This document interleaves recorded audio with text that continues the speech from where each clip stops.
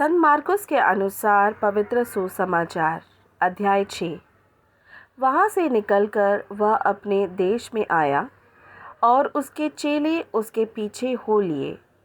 सबके दिन वह आराधनालय में उपदेश करने लगा और बहुत लोग सुनकर चकित हुए और कहने लगे, इसको ये बातें कहाँ से आ गई और यह कौन सा ज्ञान है जो उसको दिया गया है और कैसे सामर्थ्य के काम इसके हाथों से प्रकट होते हैं।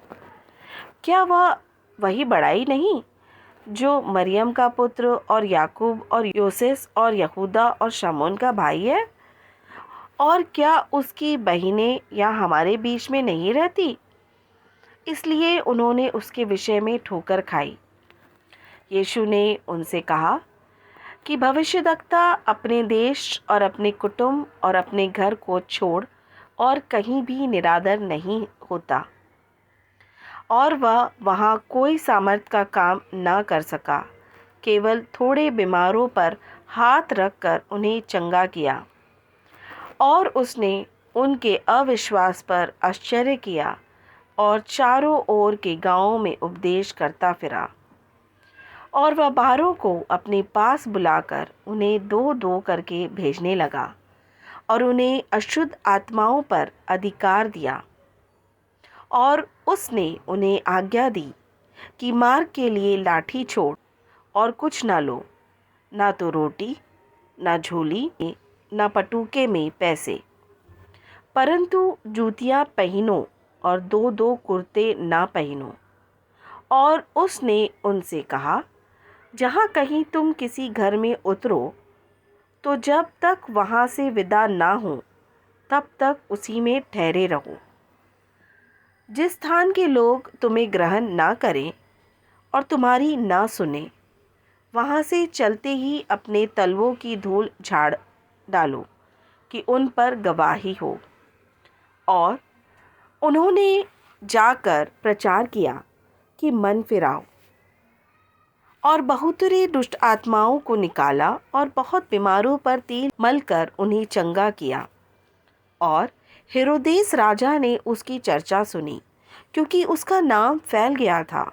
और उसने कहा कि यूहन्ना बपतिस्मा देने वाला मरे हुओं में से जी उठा है, इसीलिए उससे ये सामर्थ्य के काम प्रकट होते हैं। और औरों ने कहा, यह एलिया है, परंतु औरों ने कहा, भविष्यद्वक्ता या भविष्यद्वक्ताओं में से किसी एक के समान है। हेरोदेस ने यह सुनकर कहा, जिस यूहन्ना का सिर मैंने कटवाया था वही जी उठा है। क्योंकि हेरोदेस ने आप अपने भाई फिलिपुस की पत्नी हेरोदियास के कारण, जिससे उसने ब्याह किया था, लोगों को भेजकर यूहन्ना को पकड़वाकर बंदी गृह में डाल दिया था। क्योंकि यूहन्ना ने हेरोदेस से कहा था कि अपने भाई की पत्नी को रखना तुझे उचित नहीं। इसलिए हेरोदियास उससे बैर रखती थी और यह चाहती थी कि उसे मरवा डाले, परंतु ऐसा ना हो सका, क्योंकि हेरोदेस यूहन्ना को धर्मी और पवित्र पुरुष जानकर उससे डरता था और उसे बचाए रखता था और उसकी सुनकर बहुत घबराता था, पर आनंद से सुनता था। और ठीक अवसर पर जब हेरोदेस ने अपने जन्मदिन पे अपने प्रधानों और सेनापतियों और गलील के बड़े लोगों के लिए जेवनार की, और उसी हेरोदियास की बेटी भीतर आई और नाचकर हेरोदेस को और उसके साथ बैठने वालों को प्रसन्न किया, तब राजा ने लड़की से कहा, तू जो चाहे मुझसे मांग, मैं तुझे दूंगा। और उसने शपथ खाई कि मैं अपने आधे राज्य तक जो कुछ तू मुझसे मांगेगी मैं तुझे दूंगा। उसने बाहर जाकर अपनी माता से पूछा कि मैं क्या मांगूं? वह बोली, यूहन्ना बपतिस्मा देने वाले का सिर। वह तुरंत राजा के पास भीतर आई और उसने विनती की, मैं चाहती हूँ कि तू अब भी यूहन्ना बपतिस्मा देने वाले का सिर एक थाल में मुझे मंगवा दे। तब राजा बहुत उदास हुआ, परंतु अपनी शपथ के कारण और साथ बैठने वालों के कारण उसे टालना ना चाहा। और राजा ने तुरंत एक सिपाही को आज्ञा देकर भेजा कि उसका सिर काट लाए। उसने जेल खाने में जाकर उसका सिर काटा और एक थाल में रखकर लाया और लड़की को दिया, और लड़की ने अपनी माँ को दिया।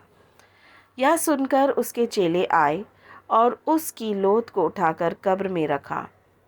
प्रेरितों ने यीशु के पास इकट्ठे होकर जो कुछ उन्होंने किया और सिखाया था सब उसको बता दिया। उसने उनसे कहा, तुम आप अलग किसी जंगली स्थान में आकर थोड़ा विश्राम करो, क्योंकि बहुत लोग आते जाते थे और उन्हें खाने का अवसर भी नहीं मिलता था। इसलिए वे नाव पर चढ़कर सुनसान जगह में अलग चले गए, और बहुतों ने उन्हें जाते देखकर पहचान लिया और सब नगरों से इकट्ठे होकर वहां पैदल दौड़े और उनसे पहले जा पहुंचे। उसने निकलकर बड़ी भीड़ देखी और उन पर तरस खाया, क्योंकि वे उन भेड़ों के समान थे जिनका कोई रखवाला ना हो, और वह उन्हें बहुत सी बातें सिखाने लगे। जब दिन बहुत ढल गया तो उसके चेले उसके पास आकर कहने लगे, यह सुनसान जगह है और दिन बहुत ढल गया है, उन्हें विदा कर कि चारों ओर के गांवों और बस्तियों में जाकर अपने लिए कुछ खाने का मोल ले। उसने उन्हें उत्तर दिया कि तुम ही उन्हें खाने को दो।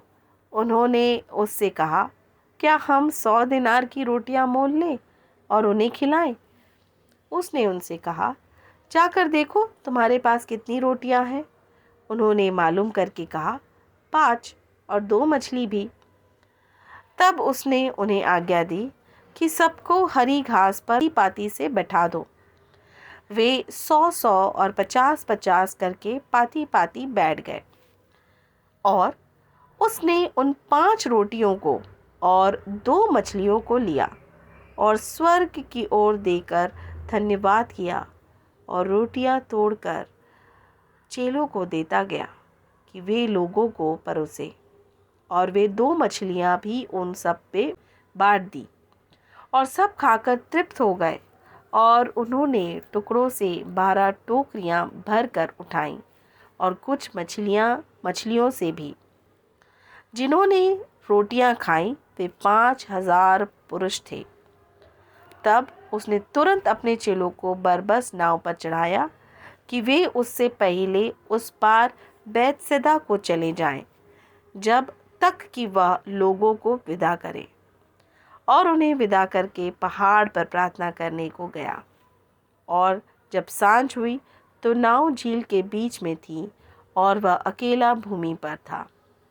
और जब उसने देखा कि वे खेते खेते घबरा गए हैं, क्योंकि हवा उसके विरुद्ध थी, तो रात के 4थे पहर के निकट वह झील पर चलते हुए उनके पास आया और उनसे आगे निकल जाना चाहता था। परंतु उन्होंने इसे झील पर चलते देखा कि भूत है।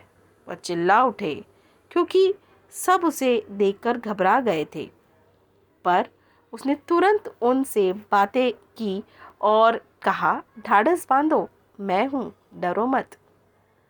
तब वह उनके पास नाव पर आया और हवा थम गई, और वे बहुत ही आश्चर्य करने लगे, क्योंकि वे उन रोटियों के विषय में ने समझे थे, क्योंकि परंतु उनके मन कठोर हो गए थे।